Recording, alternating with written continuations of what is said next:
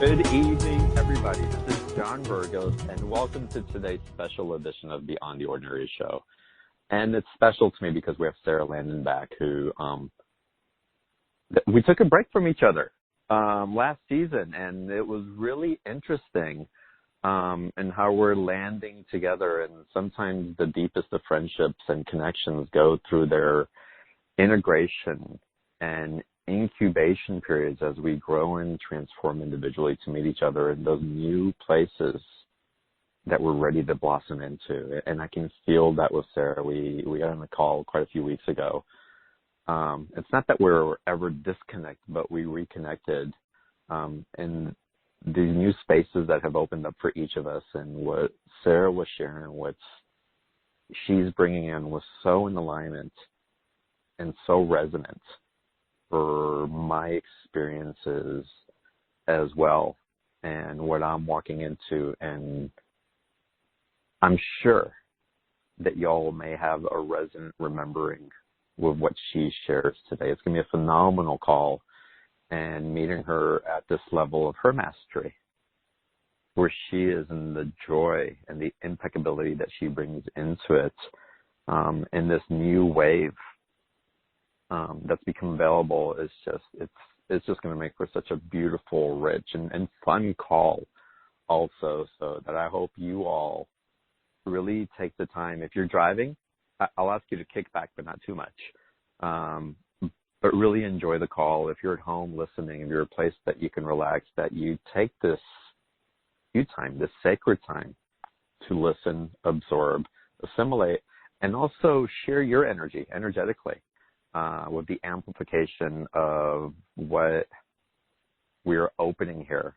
And again, what is possible as we become more and more aware of the decade of the master and how to play and create in a new level of consciousness, which is going to be today's topic, and so much more.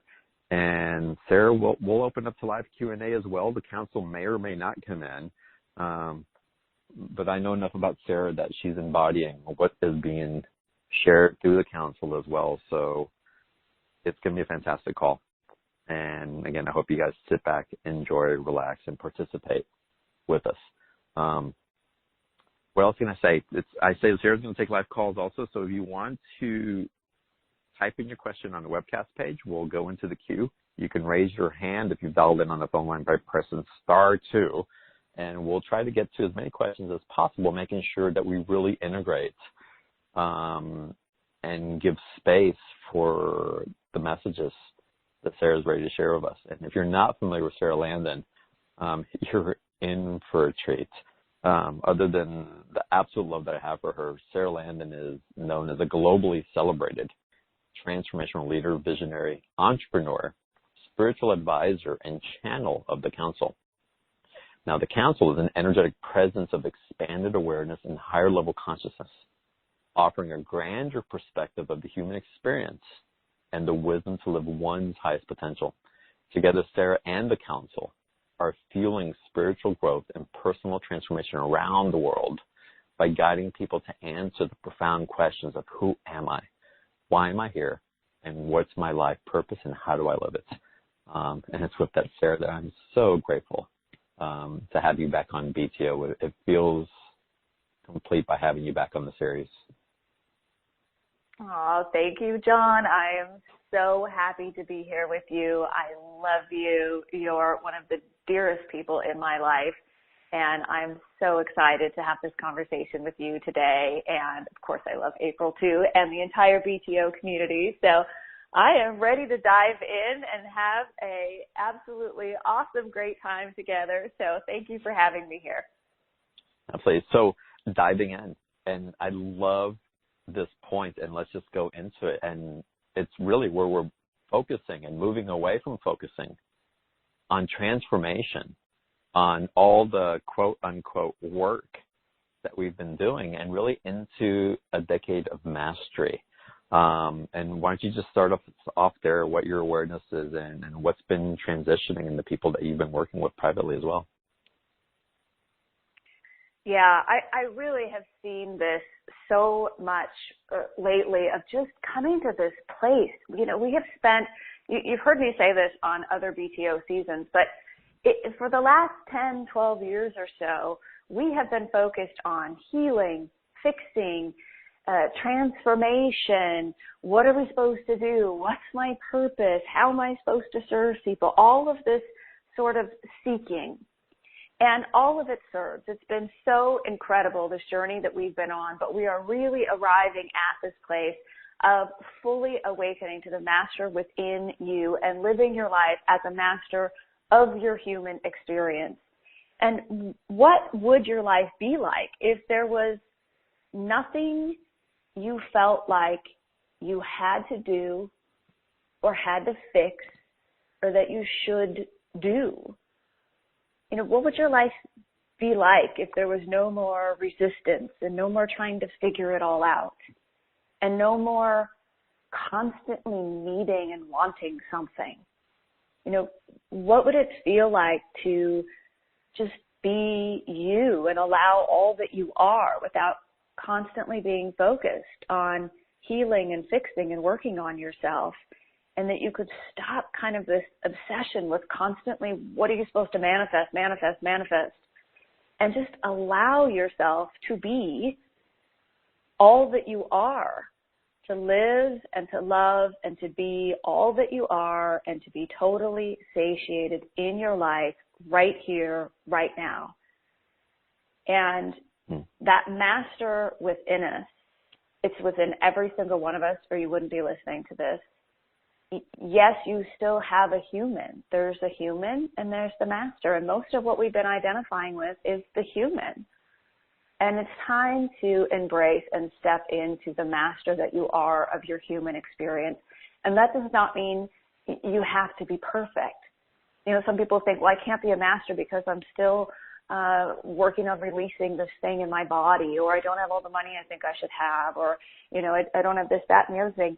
We're shifting beyond all of that. We are really shifting into this place where understanding that heaven on earth is absolutely available to you, every single one of you, right here, right now, and the master within you is already there. And if you begin to focus on that part of you, a natural integration takes place.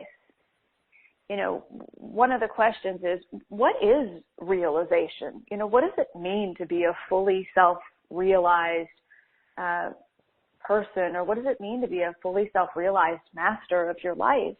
It means to begin to integrate all of who you are. And it's time, this time now, to move from transformation into a decade of knowing yourself as the master that you are, living mastery, understanding that creation of reality is totally different than manifestation. And it's a very different energy by which we realize ourselves as the creator within our own creation. But realization also means that there's no more battle, no more fighting within yourself, no more denying a part of yourself, no more waiting for something to happen. That you move into this awareness of the master that you are, and it's about bringing yourself together in wholeness. And if we think about it, you know, this is about being the fullness of all that you are. And it's a shift from what do I need to fix and what do I need to heal and what do I need to manifest to being in the fullness of all that you are, feeling totally satiated by this moment here, and then opening and allowing energy to serve you, and allowing energy to light the way for you. It's a very different way of living and loving and being than most any of us have allowed ourselves to experience thus far on this journey. And so the transformation served us, the healing served us, the awakening, all the stuff we've been through, it has served us. But we're here in a new state of consciousness, a new level of consciousness that's available to us. And it's not about doing and fixing and healing and creating that gap in the space of needing and wanting and what's out there that I need to manifest to feel whole. It's about coming fully and totally into your wholeness, your fullness, and all that you are right here, right now. And you mentioned, whether or not we're going to bring the council in. They're always here. And I truly believe they are, each and every one of us, at even a more expanded level of consciousness and light. But they aren't separate from us either. And they say to people all the time, there comes a place in time where the council finds you. They just find you. And I love the divinely orchestrated experiences that lead us all together and lead us to this time of stepping into our mastery and coming into a place of discovering, channeled information if it's new to you, or, all of the things that we talk about on Beyond the Ordinary. But it's time. It's just time. It doesn't matter how long you've been on this journey. It doesn't matter where you are. It's a choice you make. And it's not, it's really not something your human can figure out. When we recognize that most of our life experience we've been perceiving through our physical senses, what is real. So what you see, what you hear, what you taste, what you touch, what you smell, also understand that thinking what you think is just a perceiving mechanism. And so you create the reality you live in through your perception. What you're perceiving is what's creating your reality around you. And when you start perceiving something more, when you start perceiving from a more expanded space of awareness, your entire reality begins to change. And you can come into this time where a new level of consciousness is available to every single one of us, all of us, at every moment. And you can begin to play and create and expand and explore and experience through this level of consciousness, which is very different than fixing, figuring it out, what should I be doing, what do I want, what do I need, what do I want to manifest, all this stuff. It's a very different energy, and there's nothing wrong with wherever we are on this journey or wherever we find ourselves moment to moment. But if you notice, we're catching ourselves faster when we're not in that level of consciousness where we feel a sense of being totally satiated, when we feel our own realization that we are creation. The difference between manifestation and creation is, manifestation, there has to be some separation. Creation is realizing the very existence of source that is you within your own experience or within your own experience of heaven on earth. So when you shift your awareness, when you shift the level of consciousness or how you're seeing things, your entire reality begins to change. And then what's left is that we witness this shift in reality in our everyday life. We witness the shift.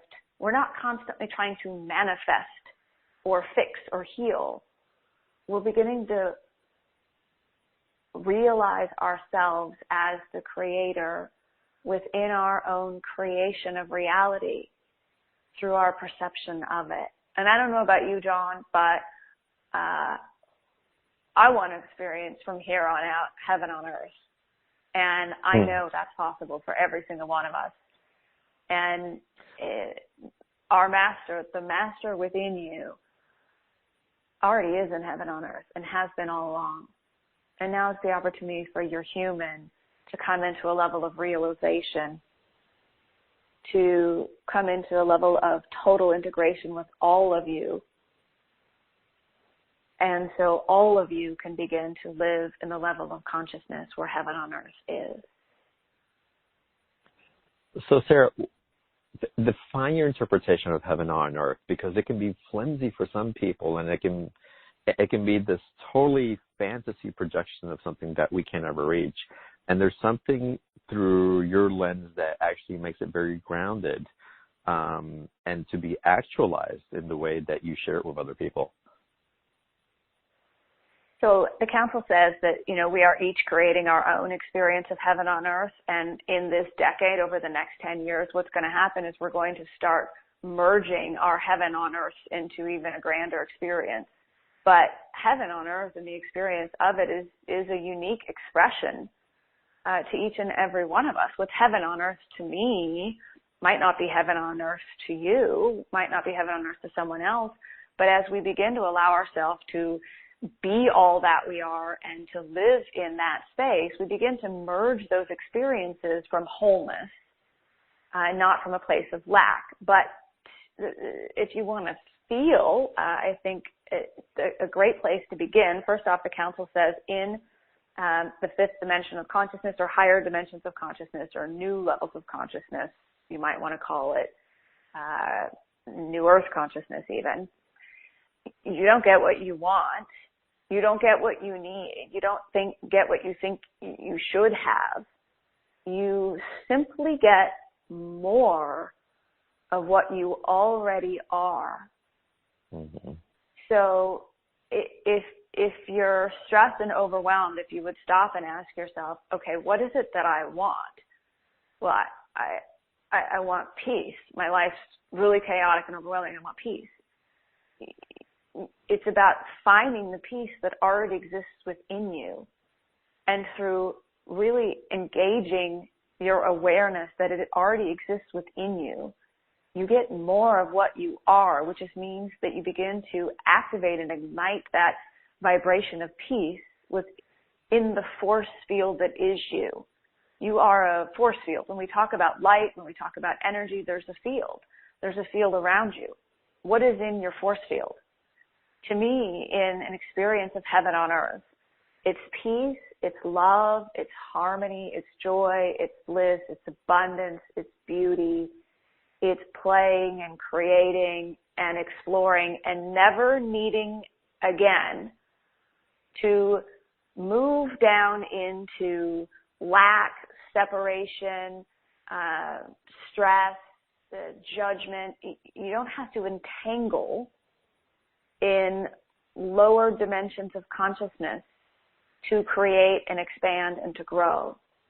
And the council says that the doorway into heaven on earth, whatever it is for you, is to come fully, totally into the now moment and to be totally satiated, to feel totally satiated. The definition of being satiated is to be full, to be filled up. It's beyond being satisfied. Heaven on earth is beyond being satisfied. Mm. It's about being totally satiated by all that is here and now. And in doing that, you begin to expand the space around you, the field around you. You begin to realize that everything that's in your experience is an extension of you. It really is an extension of your energy. Everything in your room, everything in your home, everything in your field is an extension of you. And so when you come totally into the present moment and you feel totally satiated, and one of the very best practices that the council gives for this is to, in this moment, think of 10 things that totally satiate you right here, right now. And John, maybe you could just play with me here for a minute. Can you think of like 3 things that just totally satiate you right here, right now? Oh my God. Getting a deep, peaceful night's sleep is satiating to me. Satiation when I'm around other people or another person where I can just dive into without reservations, and I feel that sense of expansion. Even how we do that on the shows, it feels almost like you're just being. It's like there's no foresight or going into the past in that being. There's a satiation by coming into that intimate circle or intimate space. And I feel satiated when I jump in the ocean. I just feel complete and in the moment, that presence. Yeah. So there's just 3 like really quick, simple things, but can you feel the energy you're in when you're focusing on what totally satiates you? It's presence. It's presence. It's what permeates everything. Yeah. And you can just feel it expand. When you're talking about it, I can feel it in me. Like, I can feel that feeling of being totally satiated as I'm feeling what you're describing. And, you know, the interesting thing about this, I was doing a channel session with a client who was here for a retreat, and the counsel said, okay, give us 10 things that you're totally satiated by. And the first 3 were really kind of easy, and then the next 3, but you could kind of tell that there was a little hesitation. And at one point she came to this place and she said, I'm realizing, she said, when I first thought of the 10 things that I feel totally satiated by, my relationship is not one of them. Her relationship with her significant other. And she said, but I'm realizing now that it is.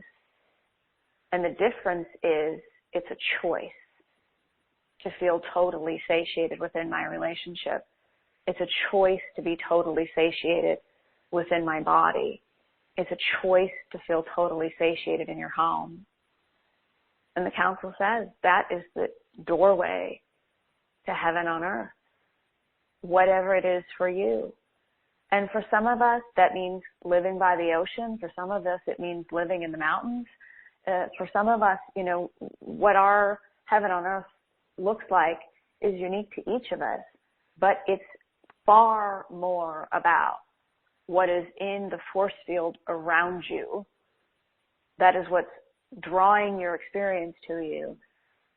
That is heaven on earth. And as you begin to be aware of that and you expand into that and you begin to allow yourself to receive all that is already in that field, that force field that is you, then you begin to create within your reality an experience of it that reflects that back to you, but it's very different. It's about being within your own creation fully, not about wanting to manifest something out there because you need it and you want it and it's not here now. It's creating from the field within you, creator within your own creation, not through a gap or lack or limitation. That's what moves us out of heaven on earth. When you entangle, when you move into this limitation, that's where the stress is, that's where the lack is, that's where the frustration is, that's where the discomfort is in the moment, why it doesn't really feel good to be where you are, because you've created the gap. You've moved back down into limitation. You've moved if you were to see what's happening, you're entangling with density, which moves you into a lower dimension of consciousness where lack, separation, judgment, fear, chaos, suffering, struggle, it all exists in a level of density. And here's the second part of it that's really, really a big part of Decade of the Master. We are shifting how we look at our purpose in the world. Most all of us who are compassionate, empathetic, loving, caring beings, we love, people, we love animals, we love the planet, we love nature, so we want to serve. We want to make a difference. And most of us have viewed our purpose from a lens of your purpose being about how are you supposed to help other people. In that very question, you move yourself into the gap. You move yourself into limitation. You move yourself into density, and you start connecting with needing to fix people, needing to help people because they're not whole, because you're not whole, because something's wrong, and it moves you into judgment. Judgment of yourself, judgment of others, judgment of the situation, which is always going to take you out of heaven on earth. And there is nothing worth heaven on earth once you've allowed yourself to experience it. But this is a practice. It's a practice. You'll begin to notice it. And if you're listening to this right now, there's absolutely nothing to do. There's nothing to figure out. Just allow this to expand your awareness. Allow this to expand your perspective of what's possible for you. Allow it to expand your consciousness. The rest will come. And so what do we do if our purpose is not to fix and help everybody, right? This is the question. Great, I get it. I'm in this way expanded place. That's awesome. Now, what do I do? What am I supposed to do? And this is the very question that creates so much struggle, so much of that feeling like you're in lack and limitation, because we move ourselves into the gap by asking that question. So, how do you want to create and play in new levels of consciousness, in heaven on earth, in this new state of awareness that's opening up to you? Here's the really interesting thing. John, we were talking about being impeccable and what impeccable creation looks like in true creation. Here's the important thing. True creation has no agenda. True creation has no agenda. It's pure, it's innocent, it's impeccable. It has no agenda. Because when you have an agenda, you entangle with lack and you try to control it. So manifestation is a predetermined expectation. It's based in control or lack or manipulation of circumstances. And that very energy is what aligns you within feeling like you're out of control, like you're in lack, or like something outside of you is manipulating you. True creation has no agenda. It's from a place of purity and freedom and innocence and being impeccable. So I would say one of the most significant shifts in the last few years of this work with the council is to this awareness of the word impeccable. And what does it mean? It means in accordance with the highest good, in accordance with the highest outcome, in accordance with the highest standards, in accordance with the highest. And to me, that means our higher selves, source, God, the divine plan, the bigger picture. That's what it means to me. And here's the thing. Your master knows what that is. Your human does not. Your human cannot perceive through its physical senses what is truly impeccable, what is in accordance with the highest good. Because your human is experiencing life or perceiving through physical senses. You can't see the whole picture. You can't see all that's going on. You can't even feel the force field around you, which is pure creation, which is what you are.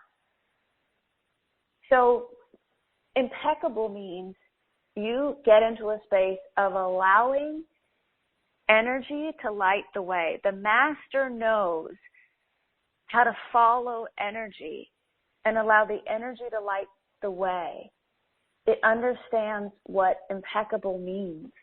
It's innocent, it's pure, it's in accordance with the highest good. And it might not make sense to your human, but you can feel it. There is a certainty, there is a confidence, there is a clarity, there is a choicelessness. But it's usually, well, not usually, it's always and only available in the present moment. You were talking, we were talking about what those three things that feel totally satiating to you, what it's like, and it's presence. It's presence. Your presence is the ultimate power.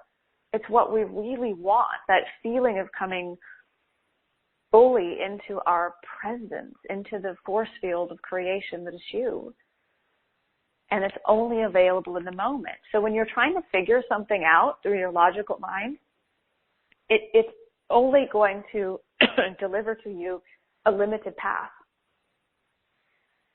because it doesn't see, it doesn't have perception beyond your physical senses.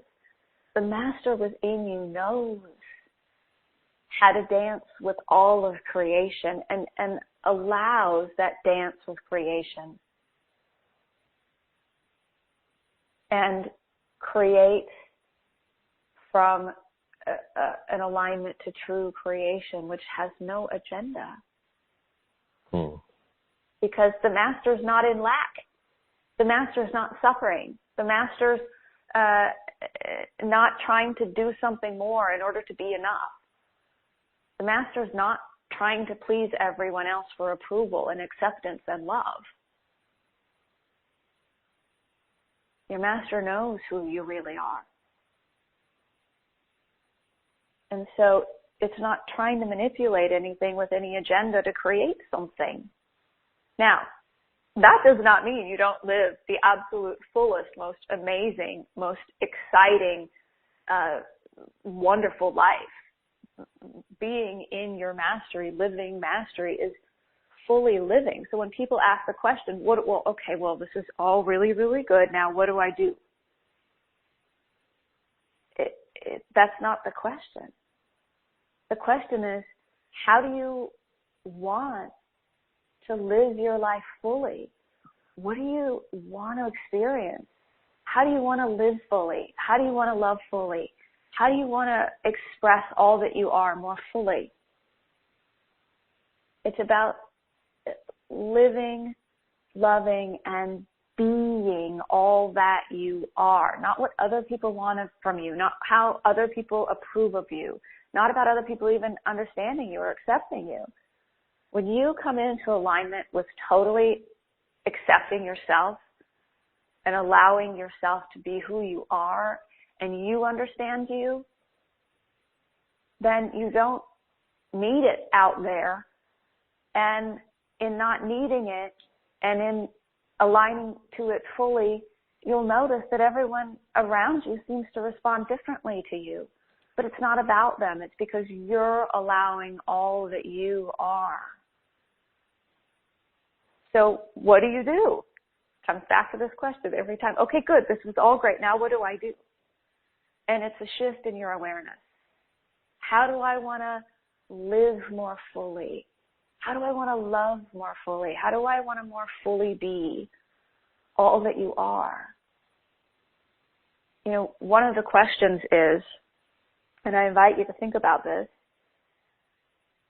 when we talk about mastery, when we talk about awakening to the master within you, when we talk about mastering your human experience,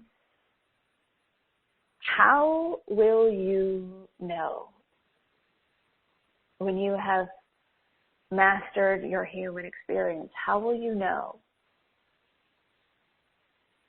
when you have reached that level of knowing yourself as the master that you are? How will you know?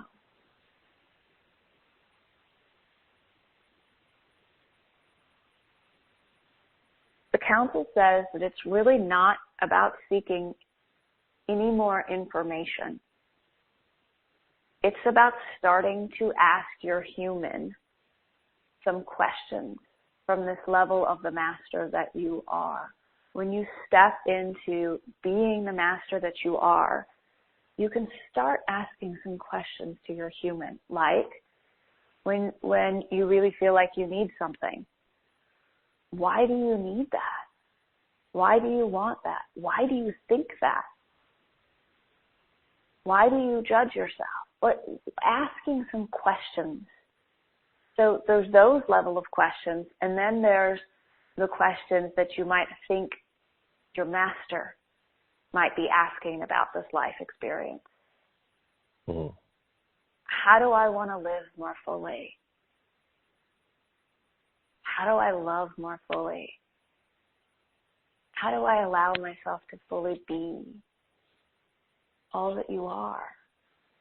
How will you know when you have mastered your human experience? Or how will you know when you have realized yourself as the master that you are?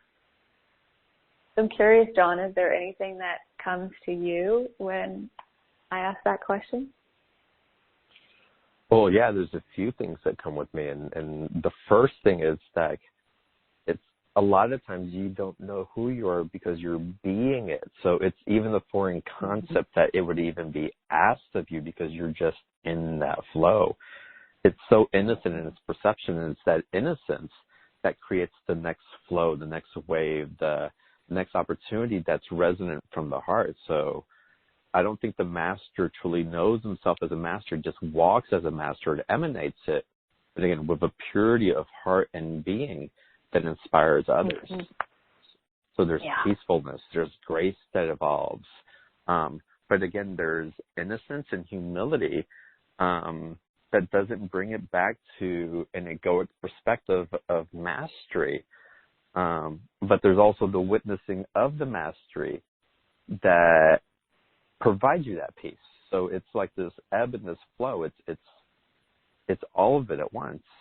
But again, innocence and grace is what really leads, and it emanates a power that you just can't help but to notice by the expression of others mirroring back to you their perception of you and their dance with you. Yeah. Just that ease and flow, just being in a state of grace. It's just, beautifully said. Yeah, and none of this conversation about being a master is about an egoic state. You know, the council says even, you know, when we talk about magic or living a magical life or magical thinking, magic isn't about doing tricks. You know, this isn't about a level of mastery of turning lead into gold or being able to, you know, figure out the winning lottery numbers or, you know, that's not mastery that we're talking about. We are talking about exactly the mastery you described, which is living in a state of grace. You know, for me, I know I'm in my mastery when I'm still present in the moment and I'm just allowing light to guide the way for me. But I don't have a big agenda of what I'm trying to do today or what I'm trying to get done.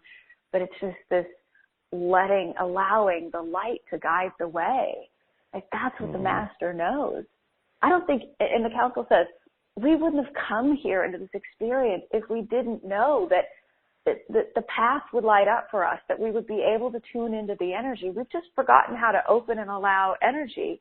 And if we have had some awareness of energy, we've tried to manipulate and control energy to fulfill our human lack of needing and wanting something in order to be enough, in order to be whole, in order to be accepted and understood. So we haven't been following the energy because we were in this place of separation, not in the realization of who we are. So we're so focused on trying to manipulate energy to be more powerful or to have more money or to attract the person or to heal the body or to, you know, this idea that magic is somehow about doing tricks or performances or creating illusions. That's not what it is at all. Like magic is not about doing the impossible to entertain others or to gain some level of power. It's about redefining what's possible for you in your life. And all you need to do, all that requires is opening and allowing energy to serve you. Mm-hmm. Open and allowing energy. That's all it is. Everything that we want ultimately leads back to energy. If you want more money, it's really energy. If you want passion, it's energy. If you, a person, what you really want in wanting a lover or a partner, you want the energy that person brings. You want energy. That's what all of this is about. But when you know you have the ability to open and allow energy to fully serve you and serve through you, and you don't need to manipulate it, you don't need to put an agenda to it.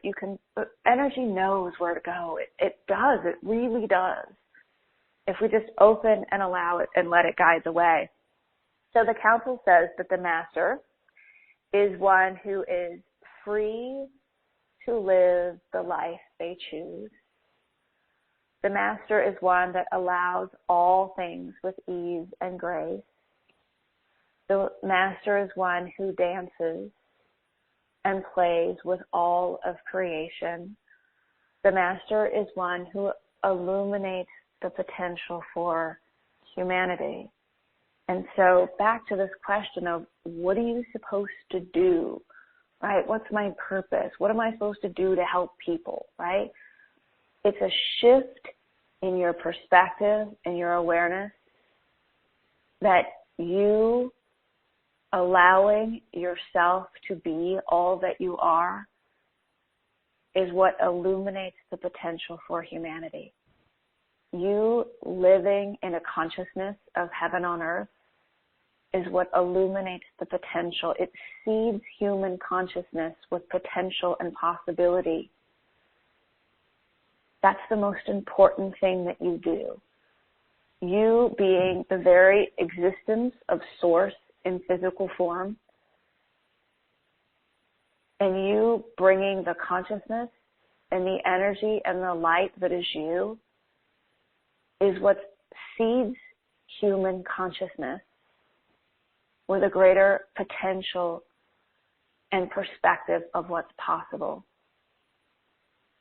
That's mastery. That's beautiful, Sarah, and so well articulated, and such a beautiful transmission into the awareness and the consciousness of that. And for me, in the mastery also, and you've said this in so many beautiful ways, but to surmise it also, there's an aspect of it, of realizing that we are our own source and our own supply. That source, that God, is through us. And so outward extensions of where we try to make others or other things, those projections of accumulation or of hoarding, of trying to get something to fill something within us, making those things our source and supply, deviate us from our mastery. And the true master realizes that. The true master realizes it's all right there, and it's the perspective that we carry over, was that a gift or was it a loss? Is it what I don't have that's making me suffer, or is it what I already have within that is leading me to the organic evolvement of what's truly divinely meant for me? Yeah, beautiful. And so I just, it's, again, the invitation into this and the awareness and the consciousness. And again, an expanding consciousness, which for me is expanding into new thought forms, which is new possibilities. And then what we do with that new thought form is the perspective that we bring in and that we create with. So again, there's an alchemy here, not meant as a process, but again, a natural order that occurs in the intimacy of allowing a relationship to unfold without agenda, and to how it shows up and how we get to dance and play with it. And again, the energy of dancing, playing, of the innocence, but also the awareness of our mastery all at the same time. It's what bridges heaven on earth. It's what we've stepped into, and not having to go through more transformation of the density. It's huge.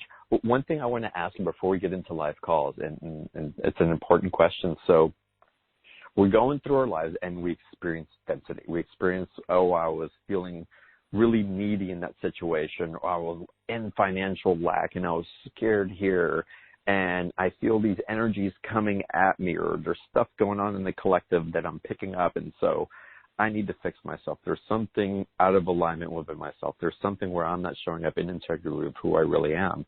How do we go beyond needing to calibrate that into a different experience, i.e. into transforming it into something else, and actually stepping into what we've already done for, all the work that we've done healing the ancestry, all the work that we've done healing our core wounds and all these other things. When does the master take over and not allow these other thought forms where we're basically saying that we're not enough to take back over? Oh, wow. Awesome question. I have so much I want to say about this. First off, one of the absolute number one ways that we move ourselves out of an experience of heaven on earth and into lower dimensions of consciousness is judgment. The time it takes to heal anything, the time it takes to process anything, the time it takes to go through this process of transformation is based on the amount of judgment you have of others involved, judgment of yourself, and judgment of the situation. It will always entangle you with those lower densities and lower, denser emotions always. Remember this. This is so important. If you take nothing away from this call except for this, really start being aware of where you get entangled because of your judgment of others, of yourself, and of the situation. And I shared on my master's class integration call yesterday this, I had something come to the light for me recently. It was this feeling that my human had when I went through my awakening experience and started on this path of consciousness and spirituality to the level that I have changed my life to be living now. There was some part of my human that was grieving the loss of the dream I had of my life from the unconscious place I was in. This dream of what I thought life was about. You get married and you have the big wedding and the house and the cars and the retire and the whatever. Like there was this sort of dream I had. And when I started on this path, I didn't recognize that there was a little bit of hopelessness that my human felt because her dream was lost. Her dream wasn't there anymore. And, this came up within the last, it really came up as a part of the awareness and the consciousness that creating this decade of the master course that we're offering as part of the special offer. But I really sat in this experience for the first time of going through something like exactly what you said, seeing a responsibility for how you've created reality based on a way of thinking or a choice you made, but to do so without any judgment. From a place of mastery, you can observe and honor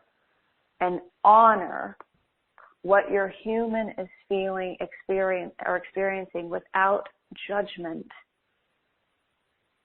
without judging yourself for feeling hopeless, without judging others involved, without even judging the situation. You don't even actually have to move into the hopelessness to be conscious of it. So the judgment is always, always, always what will entangle you.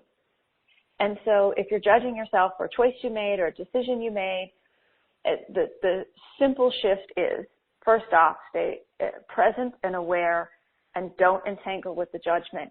But the second piece is, from the master's perspective, the master knows that every single thing serves in your enlightenment, serves in your realization.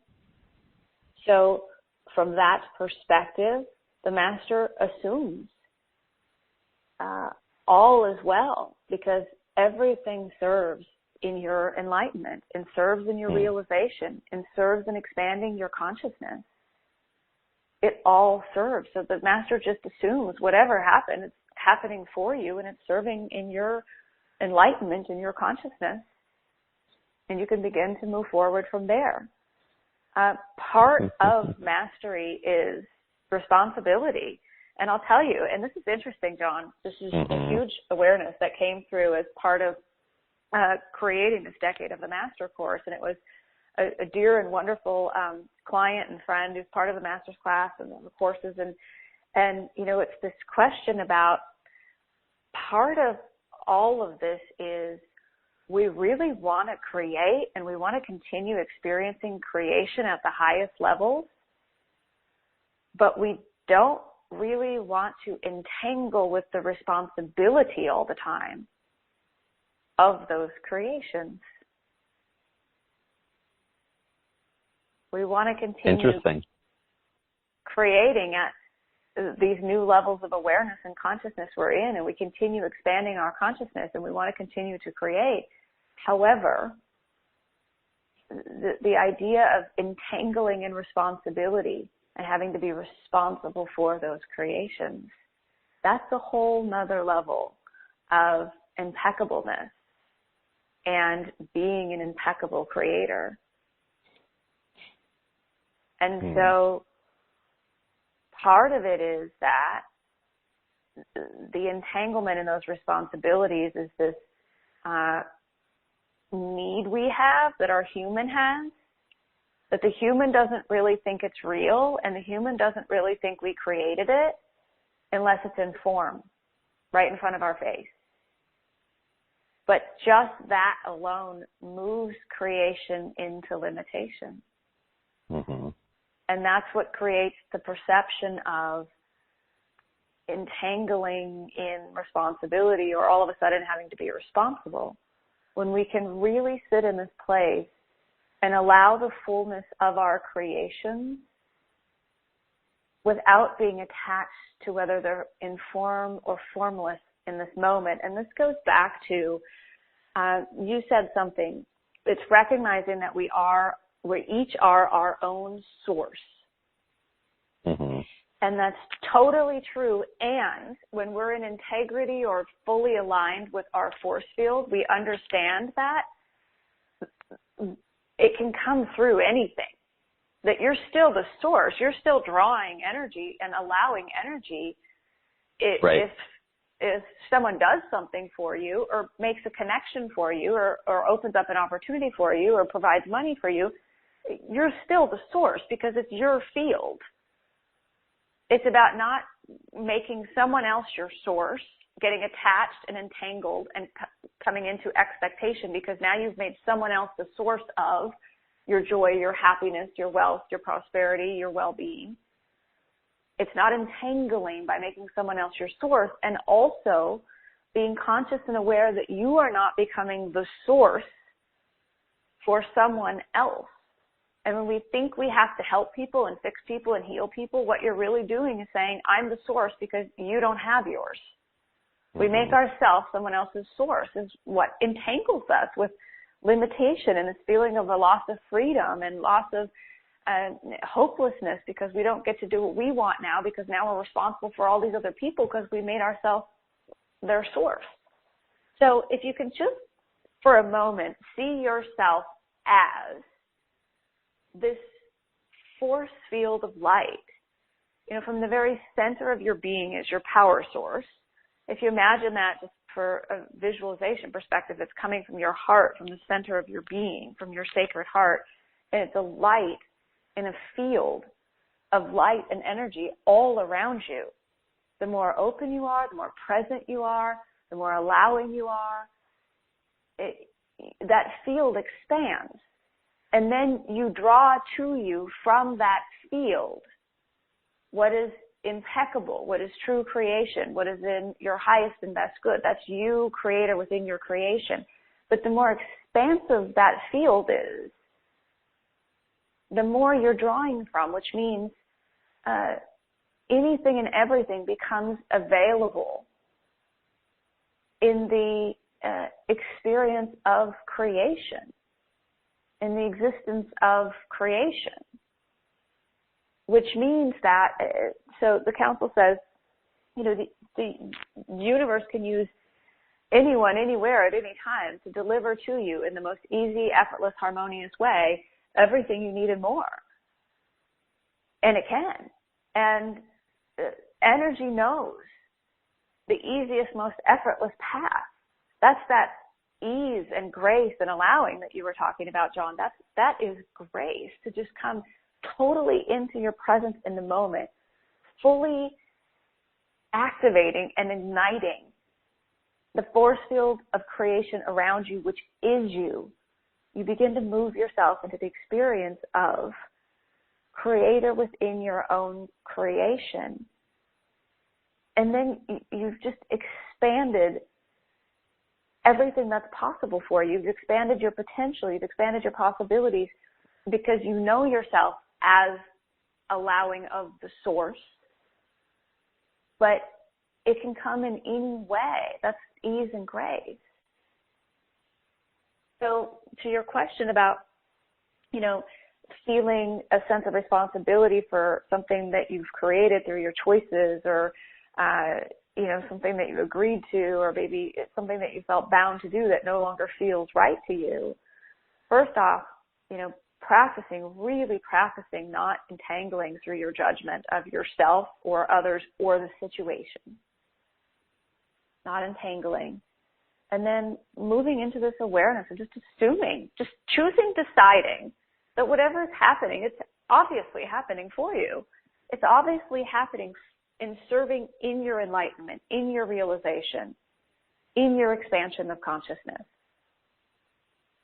That master part of you knows and just assumes it's all serving you. I love that you bring this up, Sarah, and we need to get into Q&A and also talk about the special offer, because going deeper into this conversation it's huge, and you're providing the opportunity for that. So, and I just have to say, even when you start realizing that, you may receive back the reflection of other people's judgment when you're in that flow. People make fun of me now. It's dear friends, and it's very it's telling, and it's something to laugh about. But as things come up for me, I'll be in that place. Well, this is happening for me. It's like, okay, here it is, and it's all for me. Whether it's something that's challenging or something that's absolutely beautiful, I'm like, well, of course, and it's all for me. And there's a sense of peace most of the time with it. Of course, there's things that still kind of jolt us from time to time. But when you start speaking from that space, also be aware that other people may project to you a sense of not really understanding how you can be there. And so the best way that they can relate is by quibbing with you, or like being in this playful state of describing, well, of course, you're John Burgos. That's just what you do. Or I'm sure, Sarah, that you get it sometimes where people just kind of look at you. It's like, well, yeah, okay, that's for you, but this isn't the real world. And there's a transition that we go through. And I believe the reflection from other people is how it's landing within us and how we're flowing with that level of consciousness, truly believing. I mean, really like embodying the belief and the awareness and the reality that this is the way of the consciousness that we're embodying. Yeah. Have you had experiences with that? Yes, and I'll give you some examples. But you said you're living in a different world, or this isn't the real world. It's not about a world. It's a state of consciousness. Thank you. It's you're in a different state of consciousness. Heaven on earth, or fifth dimension, or new earth. It is not a different place. It is not a different world. It is a different state of consciousness that you choose. You are absolutely creating your reality with your level of consciousness. And what you're thinking and focused on and believing and what you're perceiving, you're absolutely creating your world. So if someone says, no, really bad things are happening to me, not me, but if that's their belief, that there's really bad things going on in the world. Someone asked me the other day how I dealt with a certain political situation in the U.S., and I said, it just doesn't bother me. It's not in my world. It is not in my field of consciousness. It just doesn't. And someone might say, but that's the real world. It's a state of consciousness. So it is a choice. And, I notice from time to time if something comes up for me, well, I'll say it this way. Being a channel for the council is the most extraordinary experience that I never could have possibly imagined to even wish for or dream of. It just is the most incredible experience. And I am a channel of the council, and I am a student of the teachings, and the most important thing to me is living it. And I am not a channel that says, hey, this great information comes from me, but, I don't live it. Like, I am absolutely committed in every way that the most important thing, first and foremost, is for me to live it and to integrate it and experience it for myself. And I love it. I listen to the replays. I study the transcripts. I practice it to the highest of my ability. And it works, and it's simple if you do it. It's simple if you do it. there's all this incredible wisdom in the world, and at some point it's a choice to slow down and put some space around yourself and really practice these teachings and choose and decide that you're going to live it. And it will change your life beyond your wildest dreams in the most incredible, unimaginable ways. But if I were to say, oh, well, I'm just human, I don't really live it, or I don't really practice it, it's great wisdom, I hope it works for you. That just, to me, doesn't feel, I can't even say it. I can't even say it. So if something happens in my life, the first thing that comes to mind is everything is always working out for me. Everything is always happening for me, not to me. Everything is always happening for me. Everything is always happening for me. And there's times when if I wake up at night and I'm thinking about something, I just go right into the teachings. It's happening for me. It's happening for me. It's happening for me. And if it doesn't shift within a day, I can't think of any situation that hasn't just shifted by choosing to shift my awareness, to get into the highest level of consciousness and awareness, and then witness the shift in my reality that came as a shift in my perspective or my awareness or my consciousness. And, I have countless stories of clients and people in the Master's Class program and that go through the courses that have experiences like this all the time. All the time. It really is a magical way of living because you have redefined what is possible for you through your own consciousness and awareness. So, you're John Burgos, and everything does work out for you because that's the choice you're making. That's the level of consciousness you're choosing to live within. That is a wisdom and a truth that's been handed down by probably every great spiritual teacher there's ever been. Mm-hmm. Right. And yet when we really get it, that becomes our experience. When we really allow that to be our truth, that becomes our experience. So people would say, okay, well, but why doesn't the whole world work like that then? And the whole world doesn't work like that because we all have free will to choose the thoughts we're thinking, which is what's creating the life you're living. And so the council explained this recently. We come into the world, this pure source energy, knowing that we are the existence of creation in form, knows that we are the very existence of God and source and all that is in form, and everyone else also is, and everything is also of God, of source. Everything is. We know that when we come in here. Mm.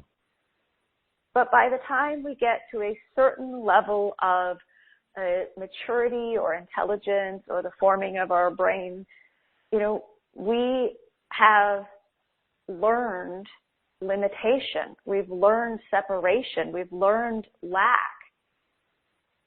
And we viewed it as experience, not understanding that it came from a level of consciousness or a belief or a self-imposed limitation that existed in our family dynamics or in our schools or, in our communities. And even the most well-meaning, loving, incredible families and communities and teachers also stepped in and learned lack and limitation and didn't understand that it was the state of consciousness that they were in that was creating the experience of, oh, well, this is the real world and life's difficult and you must struggle and suffer. I think one of the most extraordinary shifts I have seen is a client and a dear friend who's part of the master's class in the courses, who is head of one of the largest animal welfare organizations, who deals with animals in particular situations where we would perceive them as suffering. And the shift that has occurred in her and her organization's perspective of suffering is one of the most extraordinary witnesses of a shift in consciousness I've ever experienced as part of this work with the council. And the council says, when you put suffering out of your experience, you see the potential to put suffering out of the entire human experience. When you put fear out of your experience, you just might contribute to putting fear out of the entire human experience. But it starts with you. You can't wait for someone else to do it. The world is not going to, if you're in a dimension of consciousness, a density of emotions and feelings where you're in lack, separation, struggle, fear, there's nobody who can swoop in and remove that from your experience. You must elevate yourself to a level of consciousness where those things are not part of your experience. And that is possible for us now in this life, here, in this experience. That's heaven on earth to me. So it's a choice. And it is because you're John Burgos, but it's because of the level of consciousness and awareness that you have expanded into, that the world there is that state of consciousness, you experience a different reality. Well, and what comes to that consciousness is also the awe and the mystery, but with the same reverence as when I look at the stars and at the moon. Oh, yeah. It's that same feeling, and again, with tremendous gratitude and humility for each one of those circumstances and synchronicities showing up to guide me into a more expanded state of receiving that which is of the divine, which is what we're opening up to more and more in this higher consciousness. Yeah. Awesome. Yeah. Oh, Sarah, we have to take calls, and before we take live calls, we have to go into the Decade of the Master, your special offer, because this is so rich, and it's such a beautiful invitation of awareness or deepening into awareness for those of y'all walking and experiencing and embodying this. So what Sarah's put together for us on Beyond the Ordinary show, and the way that she's leading through example and, again, embodying the council's wisdom and bringing new levels of awareness to the council, it's something that I hope you go deeper into with Sarah. So I highly recommend that you click on the special offer button, which is on the webcast page where you're listening to the call from. You can't find that for any reason. It's underneath Sarah's picture there. You can type into your web browser beyondtheordinaryshow.com/Sarah21, SARA, and the number 21 will take you to that same page. And Sarah, lead us through the richness that you've put together for this special offer. Oh, this is, when we were getting ready to come on the call, you and I and April were talking, and I just want to share my experience. Your team is so incredible. We put together the content and sent over, some pictures and things to go with this. But as I was looking at this page, the light that was coming through was like nothing I've ever experienced before. It was like being creator within my own creation, or within the co-creation of all of this, of just the incredible light that was coming through and the level of feeling into realization and mastery that was coming through on the page. And it was incredible. So it is my absolute greatest joy to share my newest course, Decade of the Master, Living Mastery, Practical Magic, and Creation of Reality, which is a 6-part online course which includes channeled wisdom from the council, integration practices, the most incredible, really, I have to say, just the most incredible wisdom and energy and creation that has come through in this work with the council to date. It's just absolutely incredible. So it's a 6-part online channeled course with integration, which also includes a live session, group channeled session, and Q&A So that's part of it as well.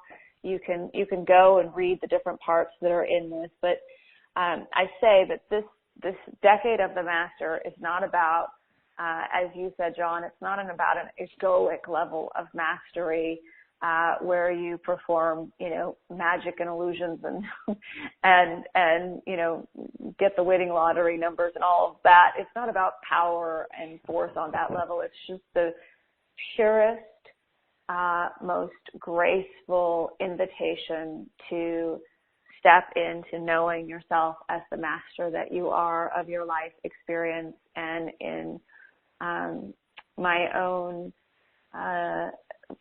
experience of that, it is an invitation into stepping into heaven on earth, which is where your master is and has always been.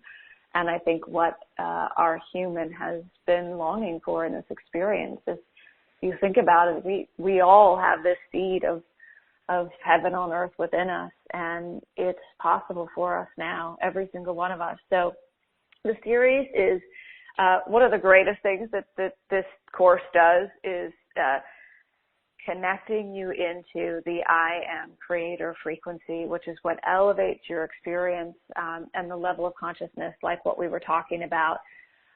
It teaches you about magic, what magic is not, how to allow practical magic in your life every day, how to move beyond manifestation to deeper levels of understanding true creation and impeccable, effortless creation.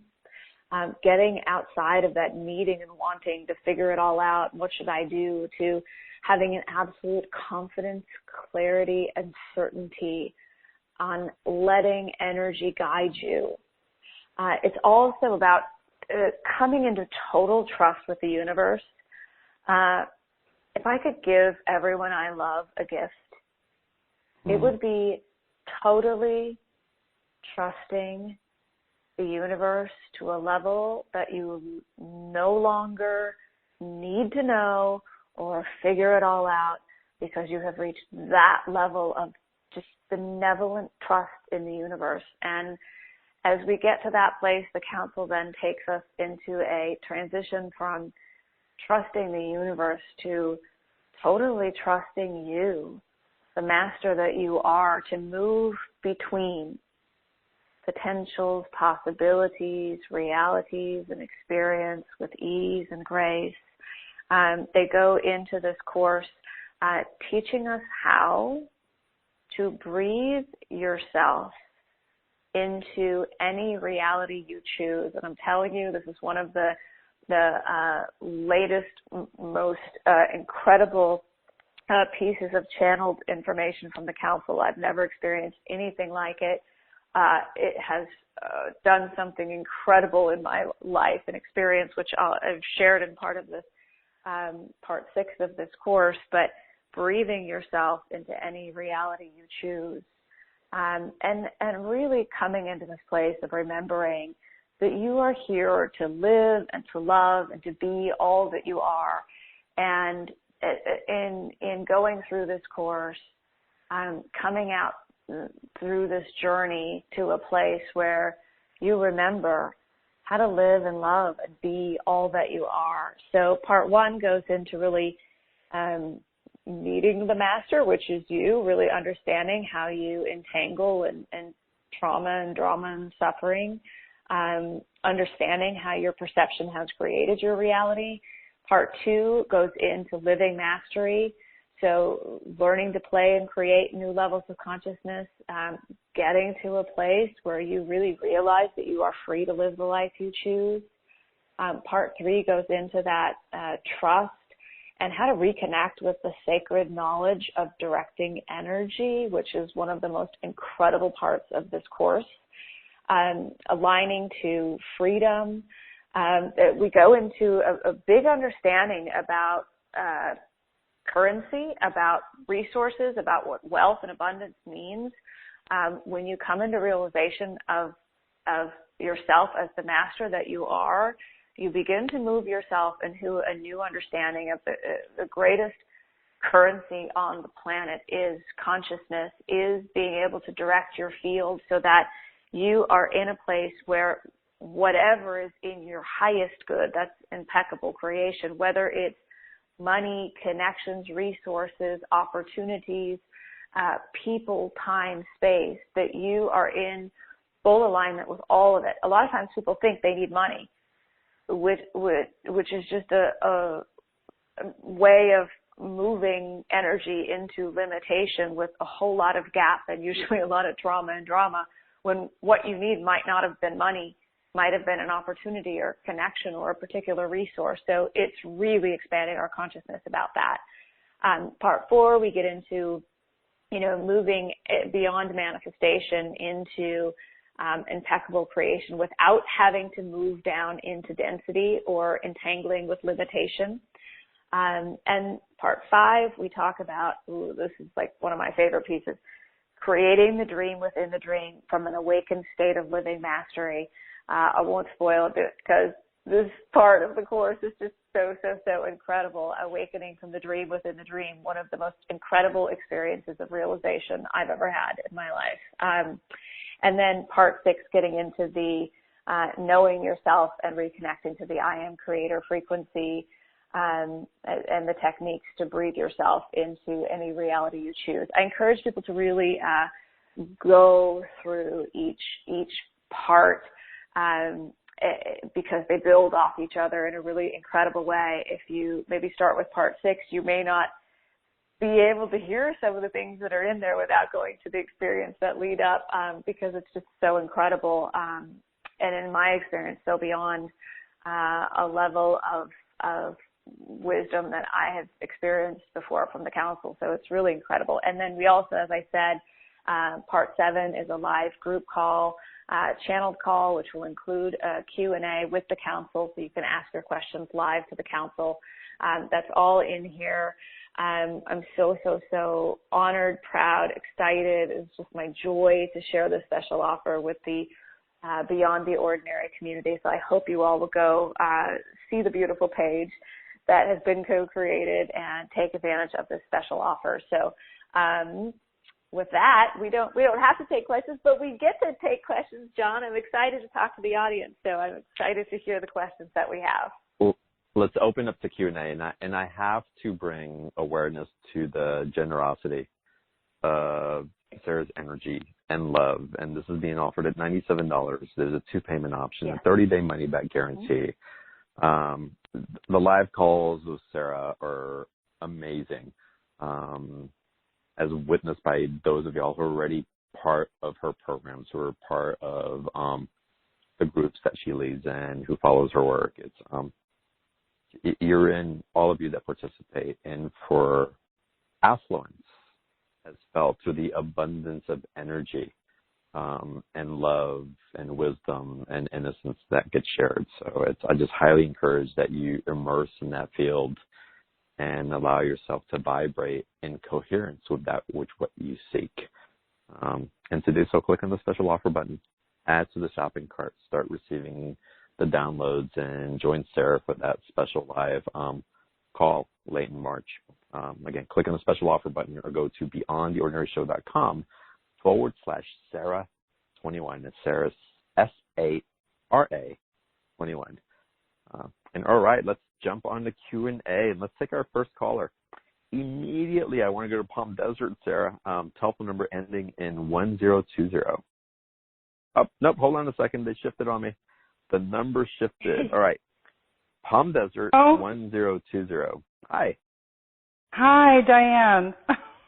Hi, Diane. Thank you so much for taking my call. I got so many questions. I don't even know where to begin. I've opened to my higher self, and I feel like I'm trying to help others wake up. But, Sara, I'm so confused now. I don't know if I'm doing worse as far as trying to create heaven on earth by being God in action and trying to use my body in ways that will help others, whether it's giving donations to St. Jude every month, whether it's, trying to sign petitions to end, governments that are torturing, dogs and things like that. I'm not trying to create more fear, but I'm trying to use my body in just more than just my spiritual wisdom. And it sounds like, you almost aren't supposed to do that? Am I hearing this wrong? That's actually creating not heaven on earth? Because to me, if we don't stand up for what's right, then I can still create heaven on earth by the love I share and the light, but is it wrong to use your body and action of God and do what the voices can't be done for, animals and children and things like that? Please help me understand that. I love your question. Okay, so take a breath. We're gonna unpack this together, okay? Thank you. So you're not doing anything wrong.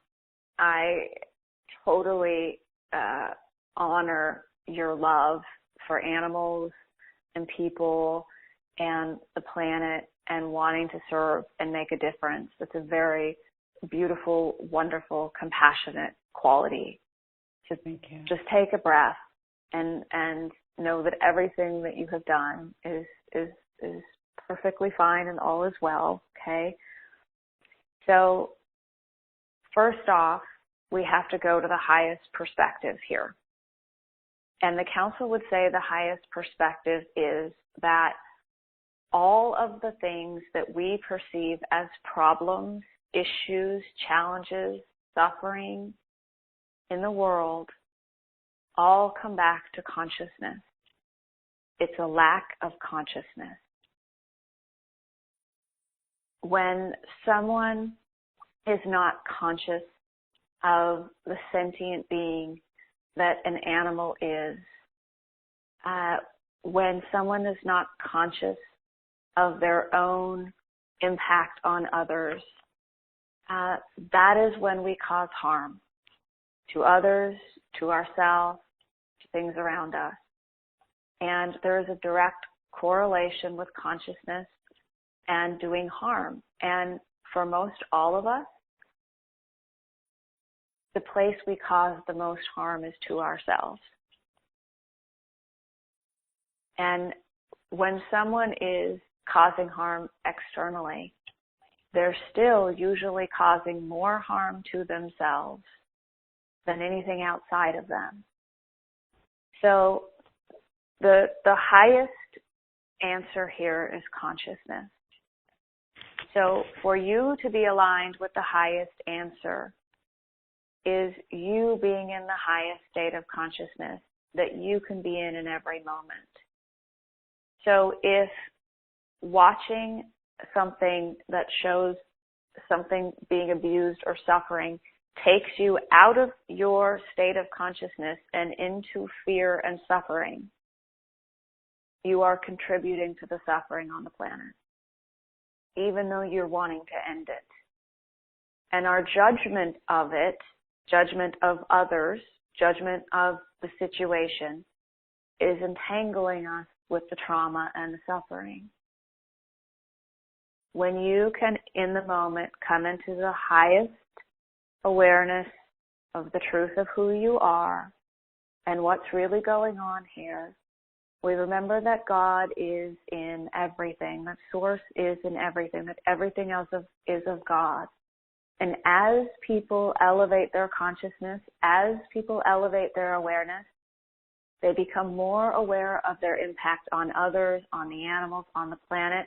So what you really want for those people who are harming animals is consciousness. That's what you really want. I know, and that's what I believe in totally, everything you just said. I just don't know at what point. You've got to stay at the highest state of consciousness yourself. When you judge them and when you judge the situation, you're entangling with lower levels of consciousness. So you staying in the highest level of consciousness, seeing them as love, seeing through the eyes of love, seeing the highest potential, remembering the truth of who they are, you seed human consciousness with that truth. Even if you don't see a direct immediate result in your field, the other truth of it is when we think we know, this is so important. This is the Council's teaching, the Council's wisdom, and it's something I've had to practice. But I absolutely recognize how absolutely critical this is to shift your awareness. When we cause our own suffering when we think we know what another soul's journey should be, when we think we know what their journey should be and what should happen for them, and we try to manipulate things because we think we know what's best for someone, we cause our own suffering. Animals are sentient beings with consciousness that are here serving our greatest awakening at the highest level. If you really want to help the animals, see them as the truth of who they are. Don't go down into the victim. Don't go down into the suffering. Don't go down into the trauma. See them as who they are and say thank you. I had an experience of a client who was going into, she works in animal welfare, and she was going into a slaughterhouse in a Middle Eastern country, and she asked for a message from the council. And the council said, all they ask of you is to see them for who they are. And if you really want to help them, say thank you. They are serving in this awakening experience. They are serving. I know. They are here by their choice. I know. There are teachers. I know that. I know there are great. You've got to hold the higher perspective, and you've got to hold the highest truth. And so let's shift into healing of people. When we judge their situation as they are broken, unhealed, sick, we are not seeing the truth of who they are. We are not in the highest consciousness. I had a client recently whose sister was diagnosed with cancer, and she said, I'm down in the trauma and the drama and suffering. What do I do? And the council said, you staying in the highest state of consciousness and awareness, and what do you want for your sister? You want peace. Then you've got to go within you, find the peace within you, expand that peace within your field, and just being in your presence, your sister will feel more peace. When she is in peace, she's allowing energy. She is allowing the energy that has the potential to heal her body. The part that you do, so you were saying something about using your body to do God's work in the world, which I honor and respect your compassion. The way you do that in a way that is impeccable, that will fill you up, that will shine the light that you are, is for you to be the peace and the love and the joy that you want for others. You've got to be it, and you've got to fill the field that is you in the space around you with that peace, with that joy. You cannot go down into the mud and try to drag them out.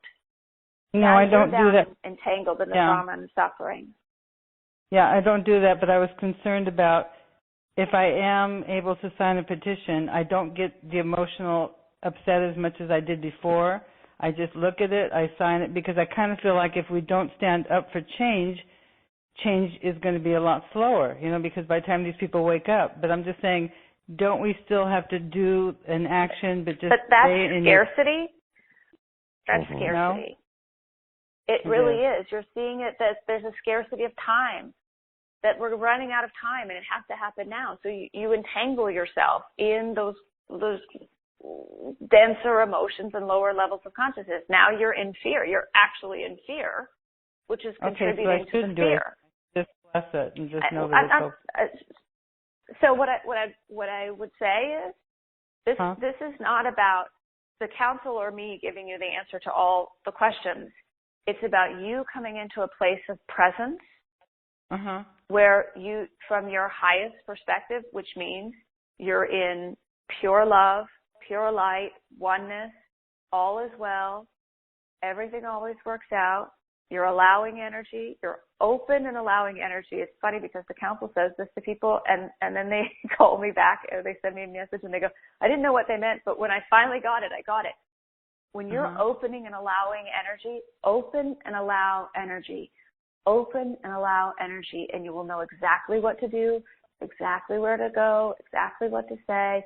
You'll know, but you'll only know in the present moment, being totally open and allowing energy in the moment and allowing energy to serve through you.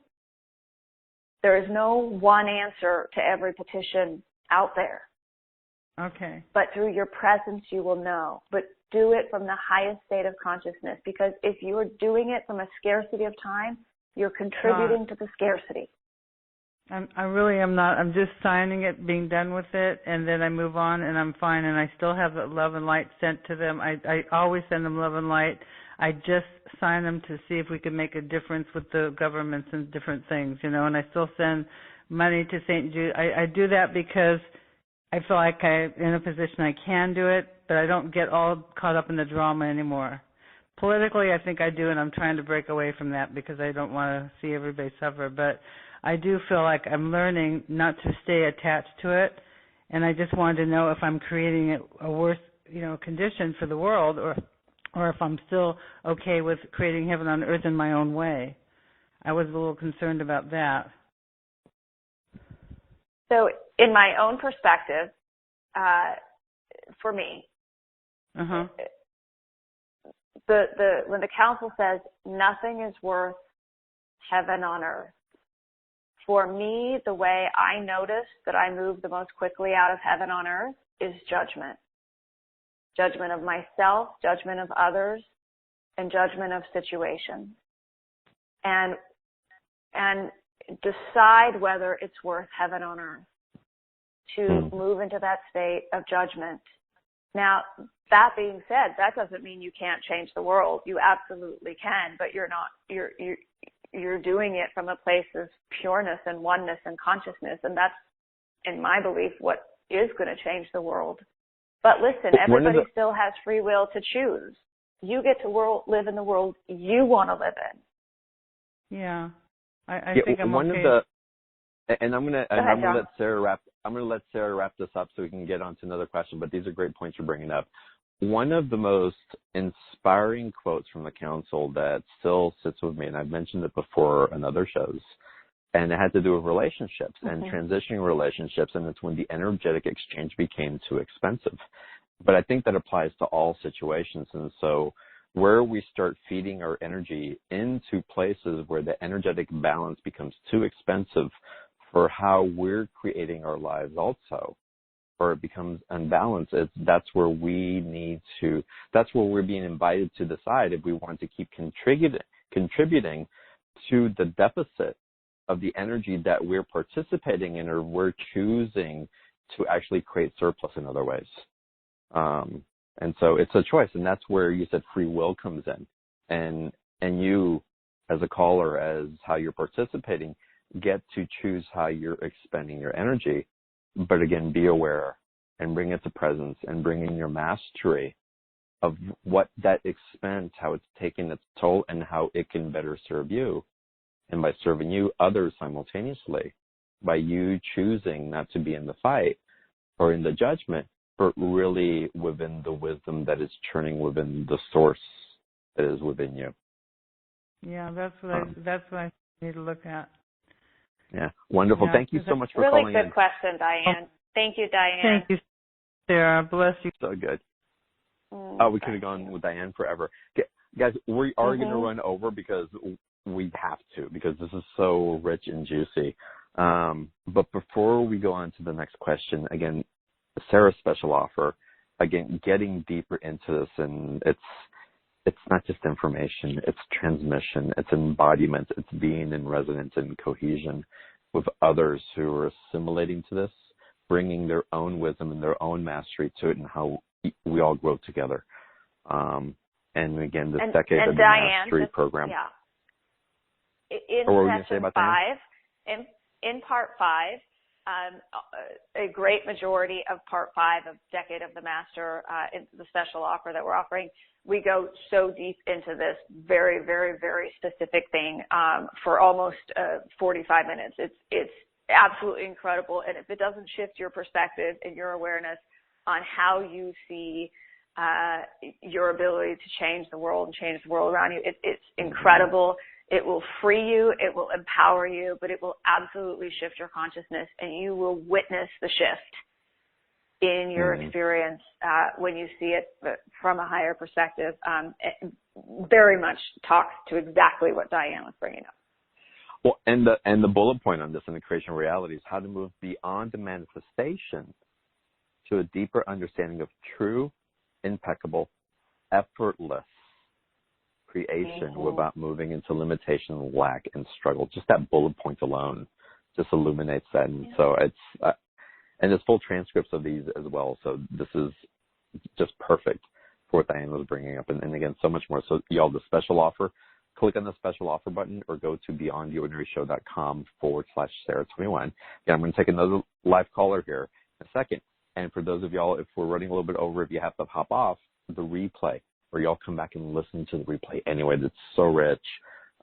We'll post the replay link up later this evening, and we'll send an email link out with that as well. But again, you can always access replays by going to beyondtheordinaryshow.com/replay. All right, Sarah, let's go to the next live caller here. And how about we go to Toronto, telephone number ending in 2978. And almost there, unmuting you, and there you go, Toronto, welcome. Welcome, thank you. My goodness. I'm surprised. So I'm not exactly sure what to ask. Maybe the council has some advice for me. So far, everything that has been said has been resonating. The last caller also resonated with me. And there's still this confusion as I release everything and I let go of everything, and it takes me out almost instantly sometimes. And I'm not sure why that is. So what do you mean by it takes you out? It takes me out where I feel like I'm spinning, where I'm almost walking different worlds, I guess is a good way of putting it. Does that make any sense? Yeah, absolutely. And that's why I shared this piece. I think is so important. So I'm glad you're bringing this up. Is beginning to breathe ourselves into any reality we choose, or more fully into the reality we're in. Understand that all of life is breath and breathing. And when you feel like that, the most important thing to do is to take a really deep breath. Like, do it now into the count of 5. 1, 2, 3, 4, 5. And hold it. And breathe out. 1, 2, 3, 4, 5. And just notice that it's like everything slows down. Everything becomes a little more balanced. You come into the moment.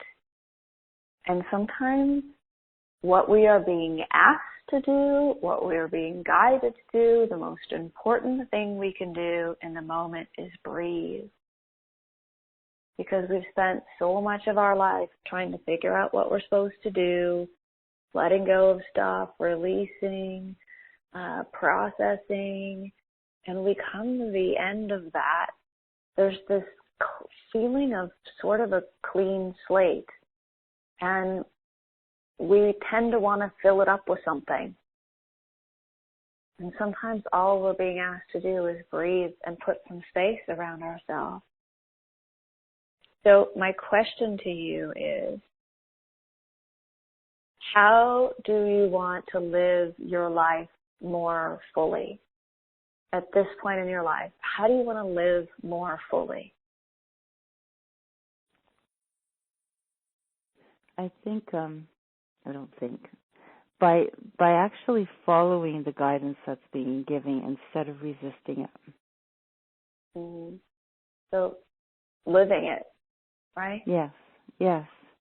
So and because the I resistance was living is in your, Sorry. So okay. I feel like I was living in one way, and then you shift to another way, and there's almost this disillusionment, I guess, is a good is a word, and I'm not sure. Well, does that make Yeah, I get it, and that's why I was kind of sharing at the beginning of this call, this like right. noticing that my human was feeling sort of hopeless once the illusion, right? It's that, really like the illusion, the sort of your human hits this point of sort of like hopelessness, or this little grief about the dream you had about what life was like. Yeah. And I get that totally, and I think it's just honoring that without any judgment. I sat in that for a little bit, not pushing against it, not in resistance, just like really loving my human and honoring that she was feeling that way. And it will pass. It will pass. But honor that without needing to process it, needing to fix it, needing to release it or heal it. Just honor it. It's okay. It's interesting because when you say judgment, I didn't even realize I was judging until you did speak about that at the beginning of the call. I thought, wow, I am judging, and it didn't even resonate that that's maybe what has been happening. Mm-hmm. We just don't even realize, this is the level of consciousness. So the council explains that time is not linear. It's like circular. Like if you imagine like drawing a spiral, like a center of a piece of paper, and you're drawing a spiral that just keeps going out and out in this circular motion, it keeps expanding. Mm-hmm. As we expand our consciousness, that's sort of what happens to our experience. And so we just keep expanding it, and we might circle back around something that we've been through before, right? But now we see it from this more expanded place. And so, like time on, when we go through every year, right, or experiences that we have in the seasons and all of that, as we expand our awareness and our consciousness, our experience expands, our truth within that expands. So you're feeling a lot of expansiveness, I get. Like I really do feel like you've become very expansive. Your mm-hmm. human's kind of, feeling a little bit of a loss of the dream and the hopelessness. And so my encouragement to you, the practice that absolutely changed my life, and many other people that follow the Council's teaching, is start feeling totally satiated and allowing yourself to feel totally satiated. And it's just this feeling. John described it as presence, but if you just allow yourself to be totally, fully satiated here and now in the moment, and you breathe within that, you will feel yourself in the fullness of this expansive space that you're in. It's like filling up that space by feeling totally satiated. And if you just stick with that, like write down totally satiated, right? Just write the word down. I just did. Play with you that. said write yeah. it down. I have a pencil and a piece of paper, and I'm writing totally satiated, breathe. And I'll tell you, judgment is one that has been my practice. Yes. Judgment of myself, judgment of others, judgment of situations. Once you become conscious of this, oh my gosh, do you begin to realize how many things we just judge all day long. Right. We don't see the source in it. We don't see God in others or in ourselves or in situations. We just judge them. And I'll tell you, I had a funny experience. I was driving home a few days ago after we finished up creating part 6 of the special offer, which is the I Am Creator frequency, where we talked about breath. And there was a truck in front of me that I instantly sort of judged as a beaten down old truck, right? And I was judging the truck, not the person in it. I really just was judging the truck. And the council said, all right, take a deep breath. And I took a really, really, really deep breath. And I had the awareness that it is impossible to judge something when you're taking a deep conscious breath in. It is so interesting. So I started practicing this, and I realized when you are taking a deep, full, conscious breath in, you cannot experience judgment. It puts space around you. It fills the space around you with this moment of presence. And I have found, at least for myself, I can't actually judge something and be breathing in a deep conscious breath in the same moment. And by the time I breathe out, I'm a little more satiated. And then it's really easy to move into this feeling totally satiated instead of judging the truck. And it really, none of these teachings are deeply complex or difficult. They're simple if we do them. And one of the things the council says is, opening, allowing energy. The reason we feel like energy hasn't really been there for us in our life, when we're saying, I'm really tuning in for guidance and nothing's happening, or I'm really trying to heal and nothing's happening, we're really asking for energy. We're really asking for energy to guide our path. We're really asking for energy to come into the body. We're asking for energy, but normally we do not ask for energy or even think about opening and allowing until we're in an extremely heightened place of resistance. Resistance always causes pain, period. When you're in resistance of something, it's causing pain, either emotional pain, mental pain, physical pain. It's causing pain because when we're in resistance, we're not opening and allowing energy. So one of the things that they say is practice opening and allowing energy when it sort of feels like it doesn't really matter. Like when you're driving your car, but you're not stuck in traffic. We tend to think, okay, well, I'll use this process of opening and allowing energy when something difficult or unwanted is happening. But if you haven't practiced it when it's really easy, you're going to forget to do it when you're in resistance. Practice it when it's easy. Practice when you walk outside and there's sunshine on your face and it's a beautiful day. Open and allow energy. Just breathe in and feel totally satiated and feel yourself opening and allowing energy to serve through you when it's easy. And then it will become your way of being, and there will not be difficult situations. You will know how to stay open and allow energy and move out of judgment or resistance into feeling totally satiated, allowing what is, which allows you to remain in those higher states of consciousness. Does that make Beautiful. sense? Yeah. Beautiful. Thank you I'm so breathing. much for calling in. Thank you so much for taking my call. Yeah, such a wonderful question. Thank you. Thank you very much. So wonderful. Again, y'all, the special offer with Sara, go deeper with Sara and the council, those modules into your mastery, the decade of mastery, the live Q&A. Again, click on the special offer button or go to beyondtheordinaryshow.com/21. And also the replay. We'll send out the replay link a little bit later this evening. And you can always access replays. Give us a little time to have this particular call up, about an hour. And you can access, again, this call one more time or throughout the whole weekend by going to beyondtheordinaryshow.com/replay.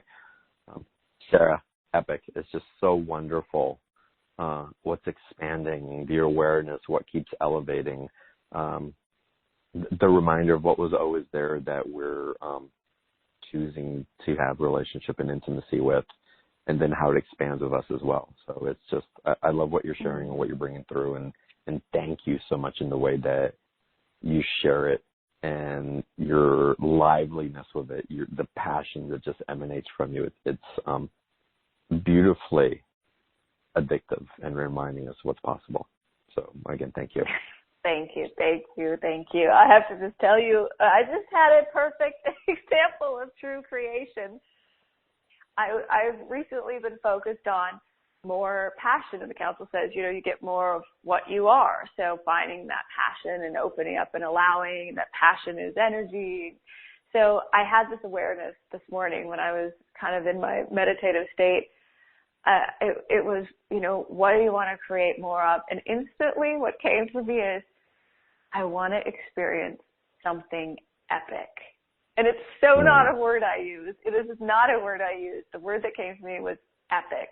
I want to be in the true creation of something epic without any agenda, any force, any effort, just creator within my own creation of something epic. And you just said the word epic. That's just awesome. Like, that is true creation. This was there you go. Effortless, fun, amazing. It was playing and creating a new levels of consciousness, and we just co-created something epic. So thank you, my friend. I love you. It is such a joy to be here with you.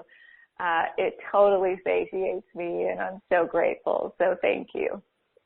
Yes, and thank you, everyone listening to the call, participating, adding your love, your awareness, your mastery, and innocence. Yeah, it's wonderful to have you here. And I bow to you in namaste. And it's with that I send you all my love, a huge hug, and look forward to seeing you on the next call. Have a great evening.